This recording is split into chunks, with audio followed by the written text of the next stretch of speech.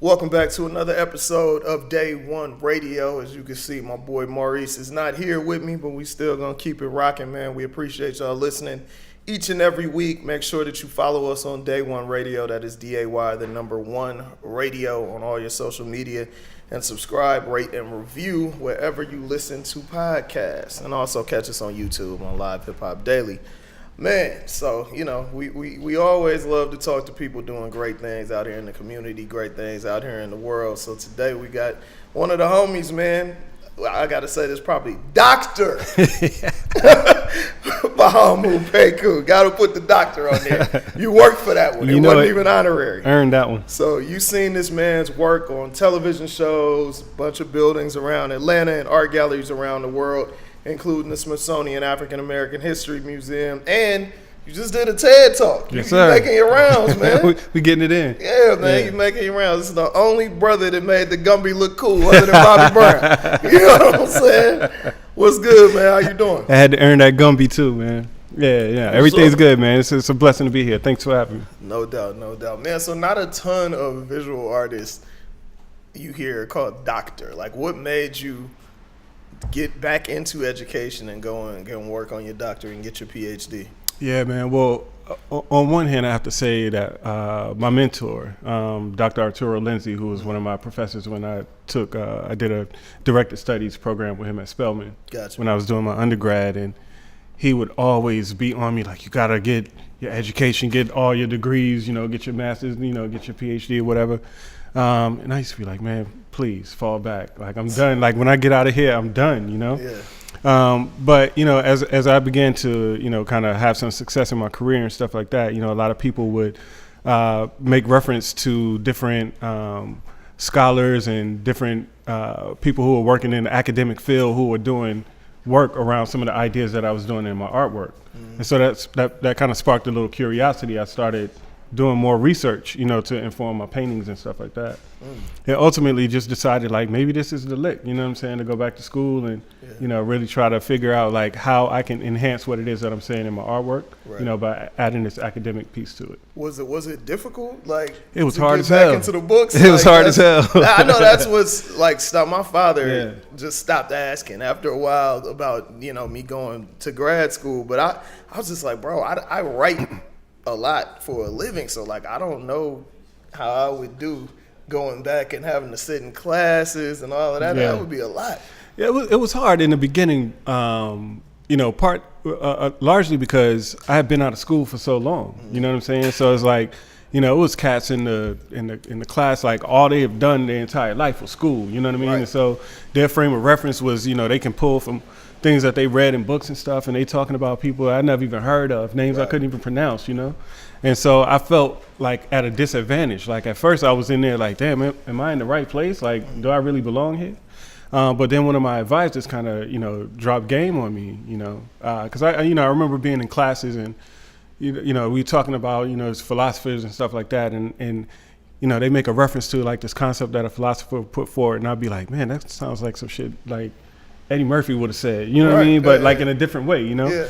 And, but I would never like speak up and share my perspectives, Gotcha, okay. And, people would like, they're dropping all these names and dropping all these like big SAT words and stuff like that. And I stepped to my advisor. I was like, I have no idea what these people are talking about. Mm-hmm. And she was like, I guarantee you that most of the people who are doing that talking don't know what they're talking about. The next time somebody uses like one of these like, long-winded, phrases or words or something like that, ask them to tell you what that means. And so, I was in class one day, somebody, threw out some like real big heady like concept, and I was like, so what does that mean? And they couldn't answer. So then I was like, well, there was this Dave Chappelle skit where he did X, Y, and Z, and I can't even remember what the exact example was, but when I said it, everybody in the room was like, oh, I get it now, and so all of a sudden, like, I kind of became that person who, I could break down these like really heady concepts with like things that people could relate to, like in, real life, like popular culture. Right. And oftentimes it was television or movies, but most of the time it was like hip hop. You know what I'm saying? Like, you know, translating some of this stuff into like hip hop concepts and themes and ideas and stuff like that. And it really changed my experience. And then I kind of walk with a different, you know, kind of like confidence. Right. I mean, but isn't that to an extent what you kind of do with a lot of your work, is to break down these more so heavy topics into something that's digestible? Exactly, yeah. But it took me a minute to like find my rhythm in that space with it. But that's essentially the whole like thrust behind what it is that I do. Okay, all right, for sure. You mentioned Dr. Arturo Lindsey, and I saw that, you know, you've spoken on him several times. What is it that he told you that you feel like you said saved you from disaster in your undergrad career? Like, what was it that he brought forth in your life that got you to give you that aha moment? It wasn't even, I mean, even though there's some things that he said specifically, but it was more the care that he showed. You know what I'm saying? Like, I was, you know, I didn't grow up with my parents or like with a lot of like, you know, positive male role models around me and stuff like that. And, you know, when I got to college, I was at the Atlanta College of Art. I was one of a handful of like black people at the school. There were no other black teachers, you know what I'm saying? So I kind of had like a chip on my shoulder, you know what I mean? Like, I really was like struggling trying to find my voice and to you know, really like grow into my manhood, you know what I'm saying? And when I got to Arturo's class, I remember the first day I walked in his class, you know, he was like, "You go to Atlanta College of Art? Why are you here at Spelman taking a painting class?" Right. And I was like, "Because I want to take a class with a black teacher." He was like, "Well, first of all, I'm not black." And he was like, "Second of all, don't come to me because I'm black. Come to me because I'm good." You know what I mean? And so like he kind of got in my face from the jump. You know what I mean? Gotcha. Like, you're not coming over here with that. You know, like if you're gonna do it, you're gonna do it, and you're gonna do it right. You know. Okay. But the thing that he used to always say to me that didn't make sense until much later in my career was, "There's no such thing as luck. You have to be prepared when your opportunities come." For sure. You know, and I was the kind of person like I was pretty smart. I was pretty slick. You know what I'm saying? I was used to just kind of sliding by, and he didn't let me slide by. Gotcha. You know what I mean? And gave you that challenge. Yeah. For sure. You mentioned, you know, growing up, not having a lot of male role models, man. What as a kid growing up in South Carolina, like, how were you introduced to art? Like, how did that bug first hit you? Yeah, man. I mean, art is always something that I just did. You know what I mean? Gotcha. Like, so you was with that kid that was hella good at drawing and shit. Yep. Dude, I sucked at drawing growing up. Like, I used to hate. I would have homies. We'd just be in elementary school, out in the yard before school. They had their notebooks. I'm like, bro, how do you do that? Yeah, that was me, man. That was the thing that people knew, like Fahamu could draw. Yeah. Everybody bring me their notebooks to draw on. Yeah. You know, in high school I was painting on all the jeans and everything like that. You know what I'm saying? Yeah. So it's like, you know, all I've ever known, right? But I didn't know about like art, like, you know, fine art in quotations. Gotcha. You know what I'm saying? I just like to draw. Yeah. And it wasn't until I got to college. And actually one of my best friends in college, this girl named Quashelle, she came from New York. She went to LaGuardia High School and stuff like that. And she came in as a rock star in college, you know what I'm saying? And I used to be in my room drawing my cartoons and stuff. She'd come by and bring her canvas and stuff. She'd be painting. And she'd be like, you know, them cartoons you're drawing are cute and everything, but come with me to this museum, you know? Okay. And so that was the first time I ever went into a museum when I was in college, you know? She would drag me through the museum and like point out things to me and like, you know, this is why you do this. This is what this does. This is what this is saying, you know? And ultimately, man, I stopped drawing cartoons and, you know, started painting, you know, and I changed my major and then never looked back. Wow. Now, you also used to rap. So what was the first love? Was it rap or was it art? I don't know, man. They kind of went hand in hand, you know, like my brother, my older brother was a rapper, you know. So like growing up, you know, I always wanted to do everything that my brother did, you know. Obviously, of course. And I remember one of the first movies that I ever saw was Beat Street. He took me to see Beat Street, you know what I'm saying?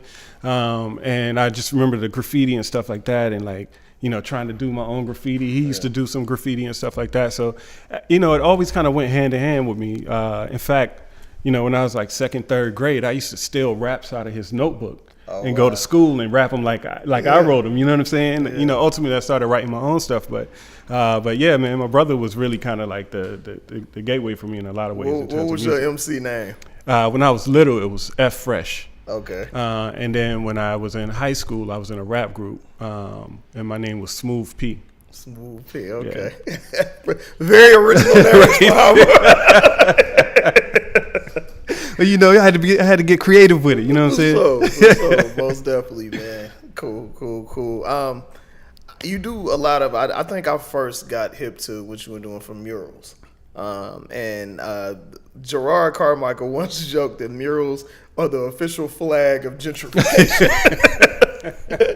So as somebody who has done a ton of murals, how you feel about that statement? It's hilarious, one. But you know, it's funny, man, because I think in our communities, we don't really think of the art that we throw up as murals. You know what I'm saying? Gotcha. Like the tags and stuff like those are murals. Yeah. You know what I'm saying? I think it's the language around it, you know, that really kind of dictates what you know, the way we respond to it. Gotcha. Which is really funny too, man. Even though I did murals, I don't consider myself a muralist. Right. You know what I'm saying? And I have great love and appreciation for it, man. I'm a fanboy when it comes to some of the stuff that I've seen. But yeah, I mean, I really do see the impact that, like, especially now, man, after you know, a couple successful mural projects in the city, now everybody wants murals on their buildings and stuff like that, and it really does, like, sort of like become like the white woman in yoga pants with the dog. The next is the, you know what I'm saying, is the mural, you know. So Right. And obviously, you know, one of the guys who's doing a lot of the murals around town that have kind of gotten successful was Fabian, occasional superstar. And we had done a panel, I want to say about a month ago, and I'm not sure if it was during the panel or beforehand. He mentioned that he felt like right now in Atlanta was a black art renaissance that rivaled the Harlem Renaissance. How do you feel about that statement? I'm gonna tell you this, man. I literally have been saying that since 2000. Wow. That this is the site of the new Black Renaissance. You know, I graduated from Atlanta College of Art in '97. '98, I moved back to New York, and I worked there for about a year and a half, 2 years. But the whole time I was there, I was like, I got to get back to Atlanta. I need to be in Atlanta because it's about to blow. Like on the art scene, like it's going to be big. Yeah. And I think Atlanta has proven itself to be a nucleus of black culture across the board, whether you're talking fine art to entertainment to now the film industry. You know what I'm saying? Like this is where it's seated and it starts to sprout up. And then it goes every place else. Like, you know, like the homie Tory, you know what I'm saying? Atlanta influences everything. Yeah. You know? For sure. And, you know, here with the arts, it's the same thing. So I wholeheartedly support that statement that this is the new Black Renaissance. One thing that I like that you and Maya Bailey as well do is you guys kind of lower the barrier of entry into art by having affordable pieces, whether they be prints, whether they be original pieces. And I wish more artists would do that. I know that people got to pay their bills. We need to completely do away with the starving artist title, 1,000%. But what initially made you want to do that, where you was like, hey, look, I got some prints. You can get them for this price. You know, normally it would go for this, but I more people need to be educated on what art is and support black art. Yeah, I mean, for me, a major theme for me with my work has always been accessibility. You know, and part of that was born out of just the experiences that I had. You know, like I'm doing all this work around black identity and black masculinity and hip hop and all these different concepts and themes and stuff like that. But, you know, I began to notice that, you know, when I would have my shows in different galleries and stuff across the country, that oftentimes I'd be like one of 2 or 3 black people there, you know what I'm saying? And, you know, that didn't mean that, you know, and I got mad love from the community, you know, but I was recognizing that the community wasn't buying the work. And in a lot of ways it was because they couldn't afford the work or at least felt they couldn't afford the work, you know? And so for me, it was about trying to create points of access and points of entry for people so that they see, like, you know, you don't have to, you know, drop $50,000 on a painting. You know what I'm saying? Like we do this all the time. We all got art in our house. Yeah. You know what I'm saying? We all got art around us, you know, in different ways. Sometimes we go to Walmart and buy it, but now you don't have to go. You don't got to go to Walmart. Yeah. You know, go to FahamuPecouArt.com. I got you. Yeah. You know what I'm saying? Doubt. Like, you know, but it's about making it accessible, and again, the conversation that I'm having in my work is for this community. You know what I'm saying? So it's important for me that this work lives there too. It's ironic that you say that, because I feel like a lot of people don't know how it works, like how to get in to that world. Hell, I mean, I've interviewed artists and been around art, and I don't fully know how it works. One thing I was refreshing for me is we had Hubert Brantley on a couple years ago, and he was like, "Hey man, like, dude, I got pieces on layaway right now. Yeah, it ain't like just because I'm an artist and I'm making a little bit of money, I'm going in and spending $50,000 for a painting. So that's real, and it's an investment. I think that's what a lot of us need to understand, that it's not something that depreciates with value. Right. It actually appreciates in value.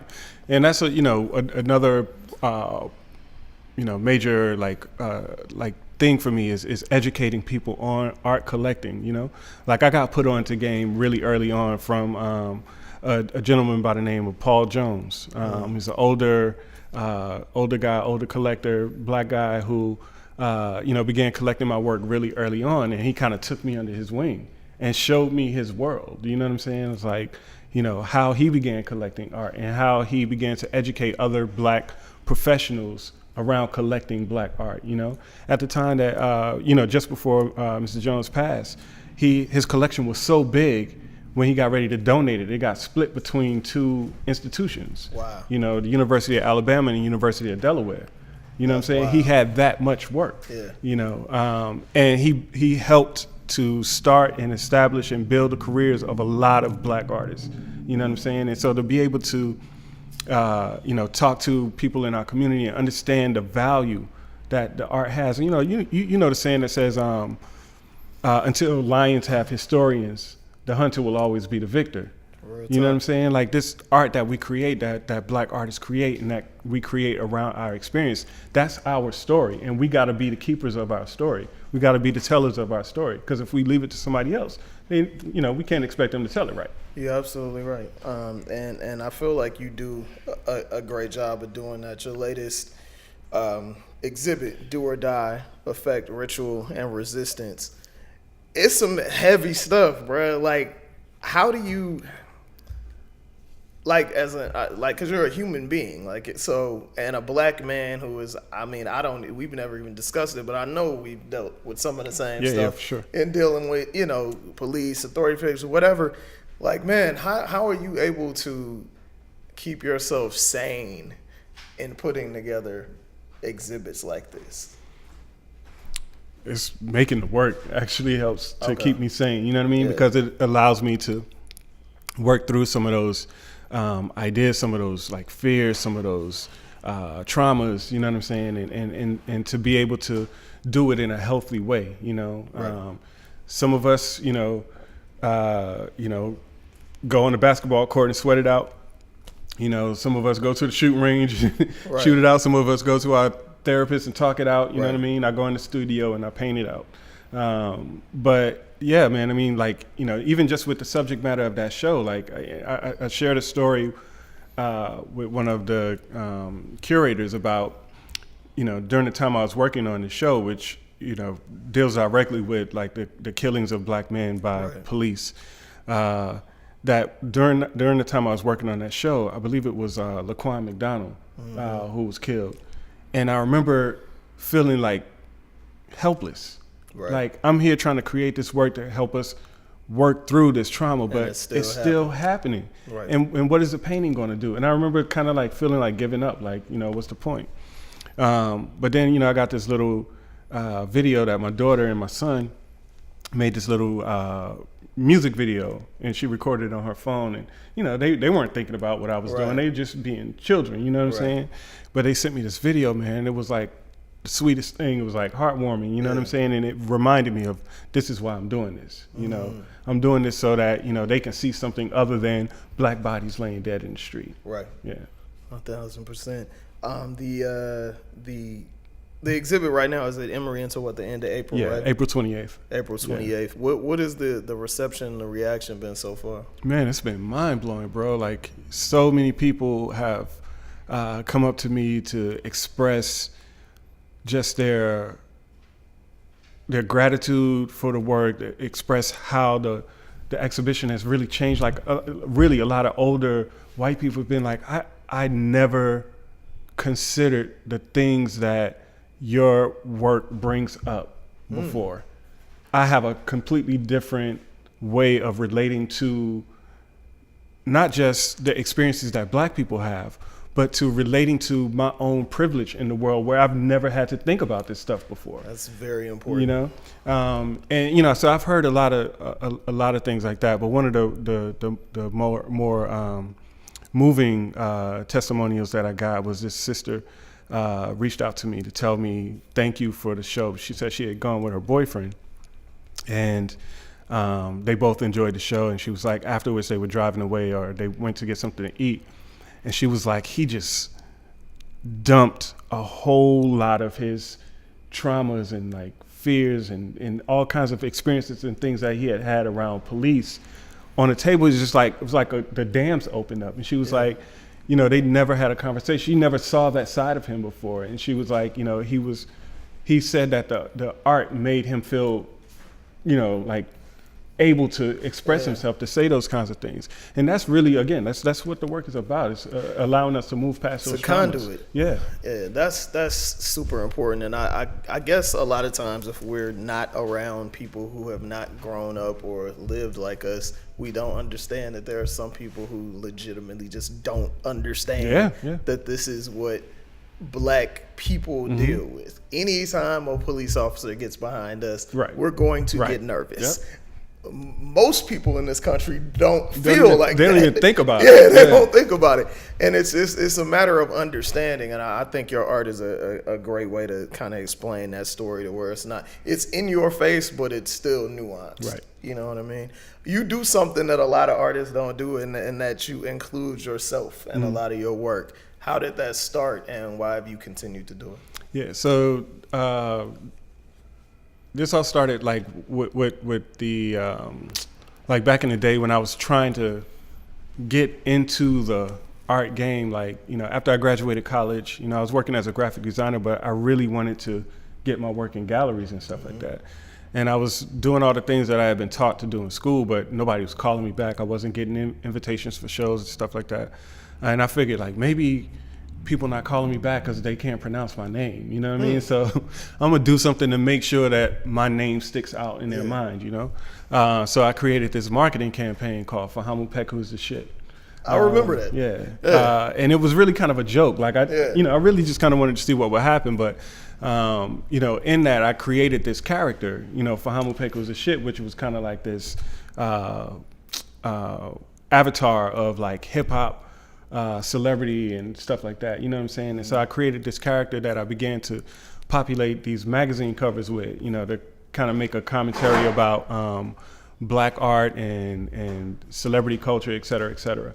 Over the years, though, that character has kind of really evolved to be more of a stand-in for Black masculinity.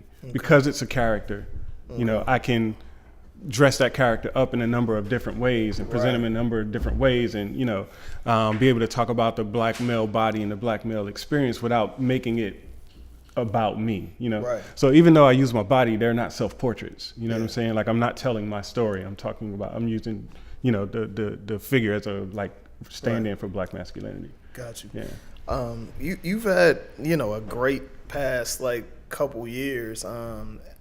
But, you know, one of the things that we heard about in the news and everything was when you had the fire last year, and a lot of your work was torched or whatever. Like, a lot of people don't bounce back from stuff like that. Like, what was your, how were you able to come back so strong from losing work, losing memorabilia, you know, all of that? You know, sadly, that wasn't my first dance with like a catastrophe like that. You know what I'm saying?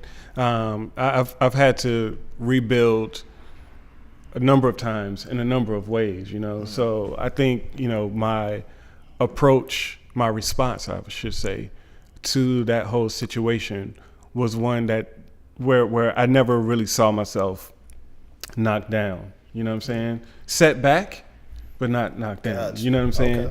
Okay. And I think, that attitude kind of kept me moving forward and actually kept me going on, because there were some days in there where I really was kind of like, Like, damn. Yeah, obviously. Yeah, but yeah, man, I would say, my attitude about it, but beyond that, bigger than that, much more than that, man, was really the community, man. Like, I was blown away by the way that people in this city rallied around me, man. Like, my wife, she was like, you should do a GoFundMe. I was like, nah, that's not necessary. Let's I'll figure this out. Yeah. But she went and did it anyway. Gotcha. And, within a few hours, it surpassed the goal that she set. You know what I'm saying? But, every news outlet was reporting about it, and like, my manager is getting phone calls of people donating materials. Like,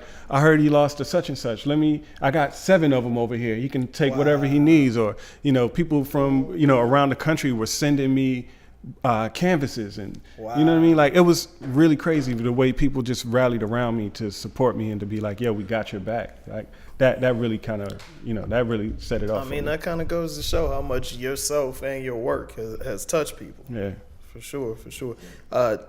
One of the things, I guess 2 of the things that made a lot of people nationally get hip to your work was your pieces appearing on television shows. So how did the whole Empire thing and Blackish thing happen? Yeah, man. So Empire was actually pretty dope because I was at the time that the show was first being developed and stuff like that. They were very particular about the fact that they wanted to showcase Black art. Oh, that's dope. Throughout the set to really kind of reflect the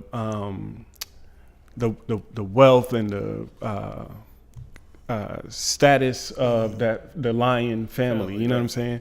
And they wanted every place to have like Black art by contemporary Black artists. So they literally had a checklist of Black artists that they were just going down the list, calling like, we're doing this show. We would like to consider some of your pieces for the set.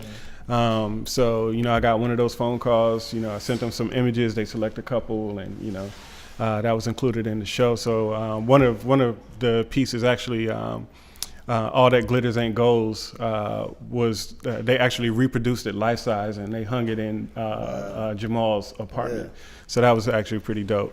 With Blackish, it was kind of similar,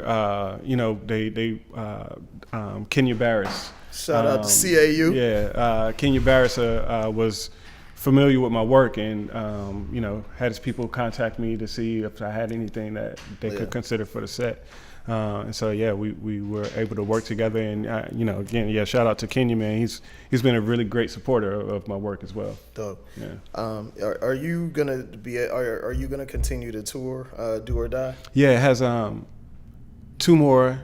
Possibly 3 more, but definitely 2 more stops on the tour. It's been touring since 2016. Yeah. But after this, it goes to the African American Museum in Philly. Okay. And then UNC Chapel Hill in the fall. Nice.